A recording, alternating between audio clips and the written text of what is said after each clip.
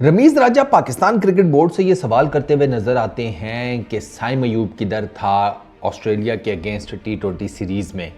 ही said कि Australia के against as an opening batsman adjust होना वो इतना आसान नहीं होता। ये दो आपके ओपनर्स अब्दुल्ला शफीक और साइम अयूब ये बड़ा वहाँ पर जिसे कहते हैं सेट हो गए थे। 3 ओडीआईज इन्होंने खेले, परफॉर्मेंसेस दी, तो इनको आपको टी20 क्रिकेट से बाहर नहीं करना चाहिए था, आपको इन्हीं के साथ कंटिन्यू करना चाहिए था। टॉप ऑर्डर में फंक्शन करना ऑस्ट्रेलिया के अंदर इट्स वेरी डिफ़िकल्ट, और आपने दोनों ओपनर्स को पाकिस्तान वापस भेज कर या टीम में ना सिलेक्ट करके इस टी20 सीरीज़ के लिए बहुत ही बड़ी और क्रिटिकल किस्म की मिस्टेक की है। इस बात का करते हैं पोस्टमार्टम। वाह, अच्छा ये बात ठीक है, लेकिन अब चक्कर ये है कि एक तो चीज़, ये जो टी20 टीम है ये पहले ही सिलेक्ट हो गई थी ना, टूर तो अभी नहीं स्टार्ट हुआ था, तो सिलेक्टर्स को ये तो नहीं पता था कि भैया ये साइम और अब्दुल्ला ओडीआई क्रिकेट मतलब ओडीआई मैचेस में इतना अच्छा खेलेंगे। पहले मैच में नहीं चले दोनों, आपको पता है, ठीक है। वो एक ने 12 किए, एक ने 1 रन किया, आउट हो गए। उसके बाद आया दूसरा मैच, दूसरे मैच में एक ने किया 82, साइम अयूब ने 64 किया, अब्दुल्ला शफीक ने 137 रन्स की इन्होंने ओपनिंग पार्टनरशिप दी पाकिस्तान को।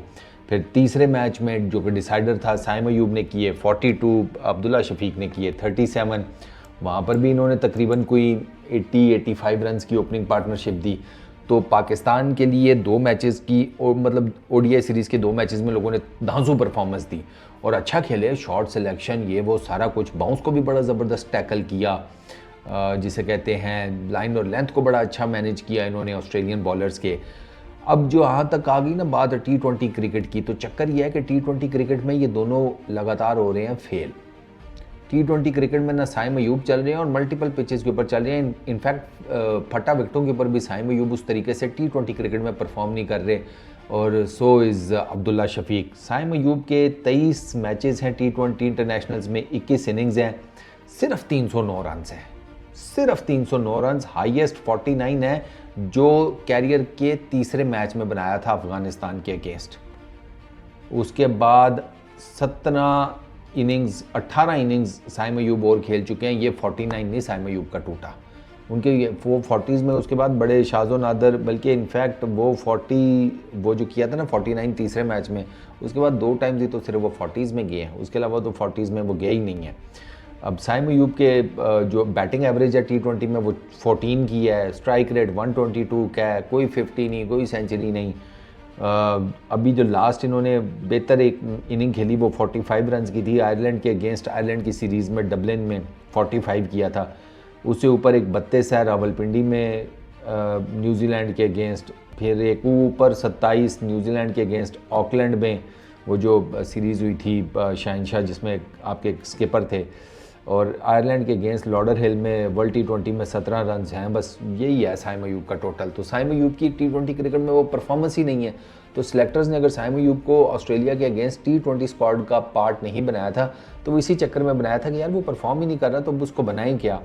अब्दुल्ला शफीक का भी यही है। अब्दुल्ला शफीक ने अपने पहले टी20 इंटरनेशनल मैच में जिम्बाब्वे के अगेंस्ट रावलपिंडी में 41 रन किए, ठीक है, 124 के स्ट्राइक रेट से। उसके बाद 4-0 हैं अब्दुल्ला शफीक के, 2 न्यूजीलैंड के अगेंस्ट, 2 अफगानिस्तान के अगेंस्ट। उसके बाद एक 23 किया है लास्ट जो उन्होंने शारजा में मैच खेला था अफगानिस्तान के अगेंस्ट, जो सीरीज़ हुई थी। बस उसके अलावा आपको कुछ भी नज़र नहीं आता। तो इधर 6 इनिंग्स में 64 रन हैं, 12.80 की बैटिंग एवरेज है, 120 का स्ट्राइक रेट है। तो ये वो रीज़न है जिसकी वजह से इन दोनों को नहीं सिलेक्ट किया गया था। अब मेरे नज़दीक आप टी20 सीरीज़ हार गए हैं, ठीक है, अब हो गया, लेकिन आपको ना कम से कम इस तरह की सीरीज़ खिलाएं नए लड़कों को, ताकि आपको ना थोड़ा पता लगे। नए लड़कों को बीच बीच में चांस देंगे ना, तो आपको पता चलेगा कि अच्छा यार कौन कितने पानी में है। साहिबजादा फरहान का आपको कंफर्म हो गया कि भाई साहब वो जिसे कहते हैं कि नॉर्मल हर लाइन लेंथ की गेंद खेल लेगा। उधर आपने उसे छोटा गेंद डाला नहीं, मतलब इन अ वे के बाउंस मारा नहीं, और उधर फरहान साहब ने अपनी विकेट दी नहीं। 3 मैचेस में तीनों एक ही जगह के ऊपर बाउंस के ऊपर वो बंदा आउट हुआ है। और साहिबजादा फरहान के बारे में मैं आपको ये बताऊं कि मैं हैरान होता हूं कि यार अभी तो तुम लोगों ने इतनी क्रिकेट खेली भी नहीं और फिर भी तुम लोगों का ये हाल है। तो तुम लोग तो बड़े प्लेयर कभी भी नहीं बन पाओगे। सवाल ही पैदा नहीं होता इस एटीट्यूड के साथ। साहिबजादा फरहान 1 साल पहले वो मुझे बता रहा था कि साल 1 पहले की बात है, नेट्स में इसको बाउंसर किया तो इसने मना कर दिया, इसने कहा यार मुझे बाउंसर ना कराओ। तो इसके वहाँ पे जो कोचेस थे उन्होंने इसको कहा कि ओ भाई यहाँ पर अगर बाउंसर नहीं खेलोगे तो मैच में क्या करोगे? तो ही साइड के मैं मैनेज कर लूँगा, वो जो मैनेज करना है वो आप देख लें। फिर ऑस्ट्रेलिया के अगेंस्ट 3 इनिंग्स में कैसे भाई ने बाउंस को मैनेज किया है। और भाई आप अगर किसी जगह पर नूरे है ना तो अगले आपके अम्मी अब्बू नहीं है कि उस पर पर्दा डाल देंगे या कहेंगे कि चलो कोई बात नहीं कर लेगा, नहीं, वहीं पर आपकी मंजी ठोकेंगे। ऑस्ट्रेलिया को पता था आप बाउंस के नूरे हैं, उन्होंने आपको मारे हैं बाउंसर और आपसे नहीं खेलेंगे। अब वो कोई एक मुझे कोई एक मैंने किसी का पढ़ा था शहजादे का, तो कह रहा था यार कि अपर कट ही सीख लें इन गेंदों के ऊपर। अपर कट जो होता है ना जानेमन, उसके लिए थोड़ी बहुत विड्थ चाहिए होती है। बॉडी पे आने वाली गेंद को आप क्या अपर कट खेलेंगे, उसके लिए थोड़ी बहुत विड्थ चाहिए होती है, या फिर आप विड्थ वो या रूम वो क्रिएट करते हैं। अब ये साहिबजादा फरहान साहब जाने, उनका पता लग गया। हसीबुल्ला ने थोड़े बहुत बैटिंग जर्म्स दिखाए हैं, Sufiyan is good, Jahandad is good यार। हालांकि कल मुझे जहांदाद की जो लाइन और लेंथ है, वो लेंथ इन पर्टिकुलर वो पसंद नहीं आई थी। मुझे था यार इसको उठा उठा के फेंकेंगे, लेकिन समहाउ द अदर वो बच गया। वो विद द बॉल मैंने देखा है जहांदाद लकी भी बहुत है, वो समहाउ द अदर विकेट्स निकाल लेता है।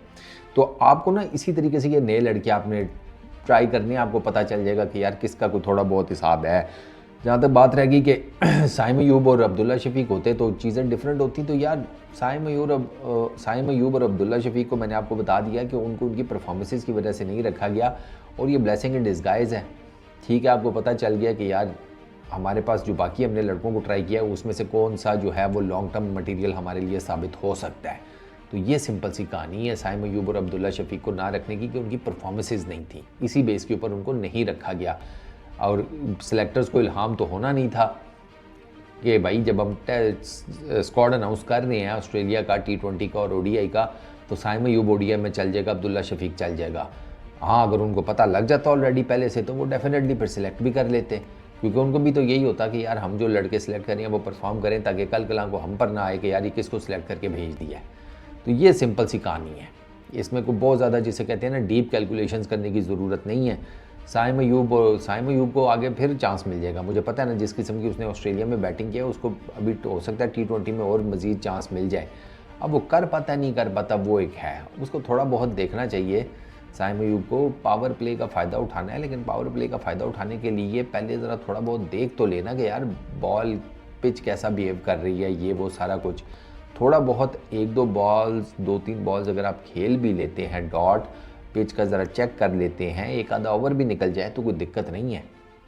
पावर प्ले में फिर भी आप ठीक ठाक किस्म के रन्स करने की कैपेसिटी रखते हैं।